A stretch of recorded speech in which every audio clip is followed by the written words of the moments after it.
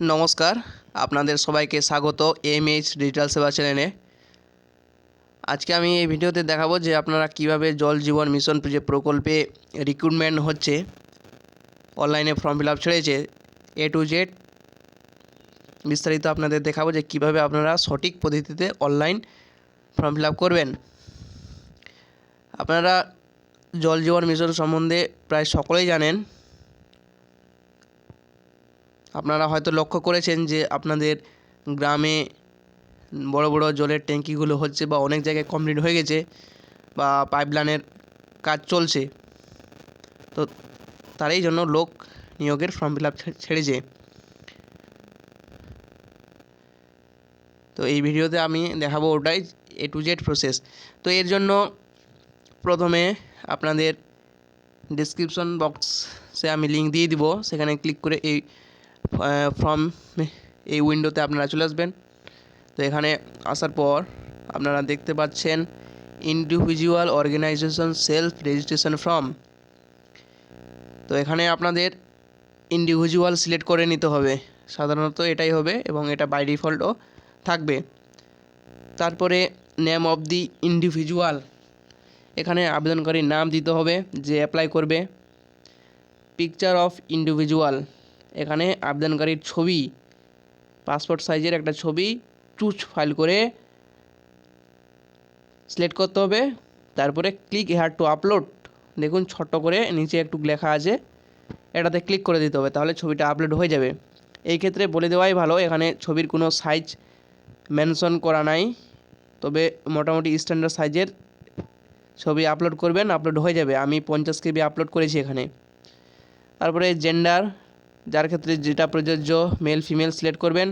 তারপর এডুকেশনটা এখানে আপনি HS না মাধ্যমিক পাস না BA পাস, তো এইভাবে এটা আপনারা লিখে দিবেন।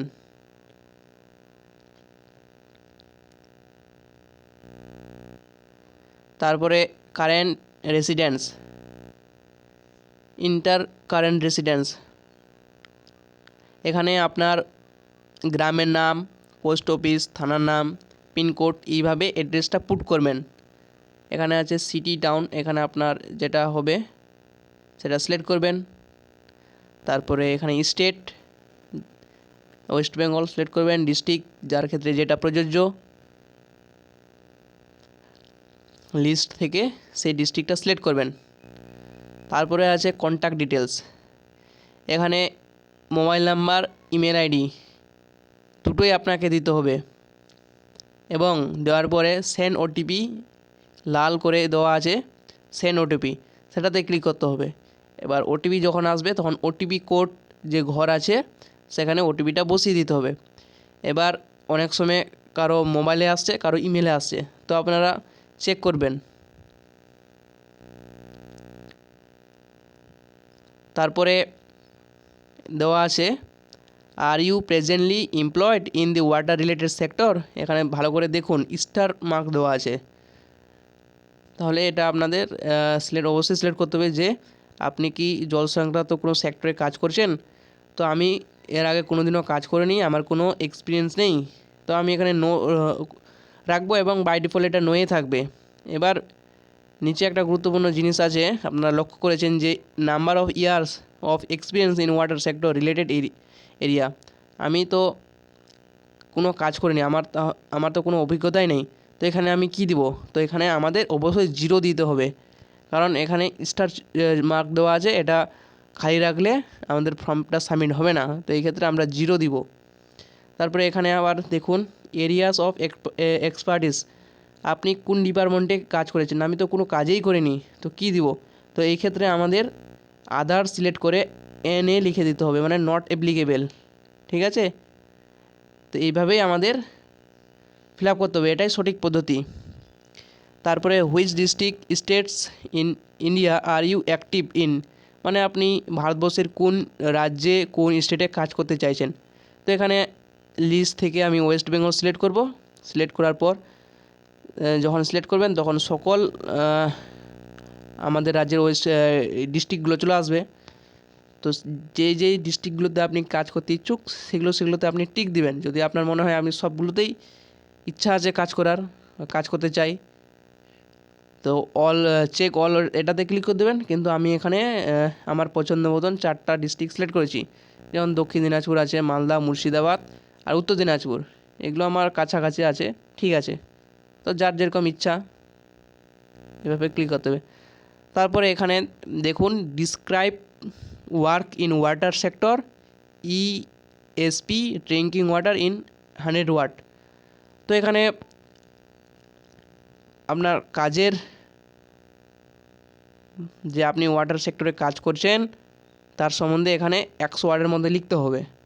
তো এখানে তো আমি কাজেই করি না, আমি ফ্রেশার, নতুন, তো এখানেও আমি নট অ্যাপ্লিকেবল লিখে দেবো, কারণ স্টার দেওয়া আছে, কিছু না কিছু লিখতে হবে, না হলে ফর্ম সাবমিট হবে না। যদি লিঙ্ক, ব্লগ, পেজ যদি আপনার প্রযোজ্য হয় এই ক্ষেত্রে তাহলে দিবেন, না হলে এটা দেওয়ার দরকার নেই। তাহলে হচ্ছে আপলোড সিভি 1 পেজ অনলি। হ্যাঁ, ও কারো কারো সিভি 2-3 পেজের হয়, তো এইভাবে আপলোড করলে হবে না, 1 পেজের মধ্যে সিভিটা বানাতে হবে।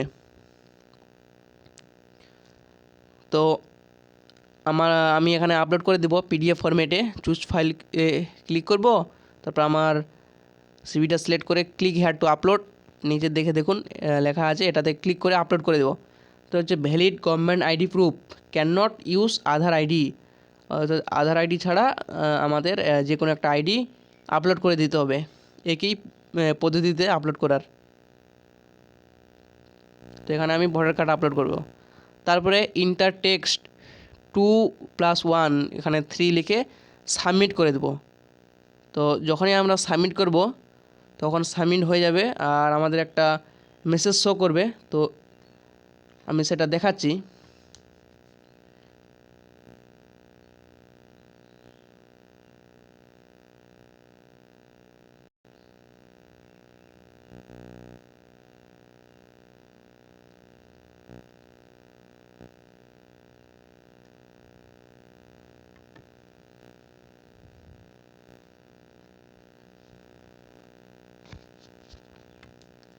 তো বিষয়টা হলো এটাই যে প্রথমে আমি আমার ডেস্কটপে ফর্মটা ফিল আপ করছিলাম, তো অনেক কিছু প্রবলেমের কারণে আমি আপনাদের দেখাতে পারিনি।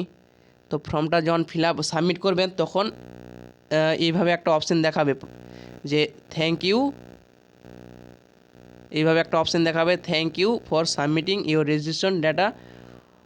তবে দেখাবে এখানে ফর কন্টিনিউ ক্লিক। তো এই কন্টিনিউ ক্লিক হেয়ারে ক্লিক করতে হবে। যখন আমরা ক্লিক করব এখানে, তো তারপরে এই একটা SMS ইন্ট্রাকশন আমাদের শো করবে। এখানে দেওয়া আছে যে data entry for individual organization register, মানে আমরা যে ডেটাটা বা ফর্ম ফিল আপ করলাম এটা আমাদের রেজিস্টার হয়ে গেছে। আর এখানে দেওয়া আছে this is for data collection only, ঠিক আছে। মানে এইভাবে আমাদের ফর্মটা ফিল আপ করতে হবে। এখানে কোনো প্রিন্ট আউট বা কোনো রেফারেন্স নাম্বার বা কোনো কিছু দিবে না, এইভাবেই ফর্মটা ফিল আপ করতে হবে। যখন রিক্রুটমেন্ট হবে এটা আমাদের ফর্মটা ফিল আপ করা থাকলো, আমাদের ডেটাটা যে ডিপার্টমেন্ট আছে ওয়াটার ডিপার্টমেন্ট তার কাছে থাকলো, যখন এর কোনো নেক্সট প্রসিডিওর হবে তখন আমরা অবশ্যই আপনাদের জানিয়ে দেব। তো ভিডিওটি দেখার জন্য অসংখ্য আপনাদের ধন্যবাদ।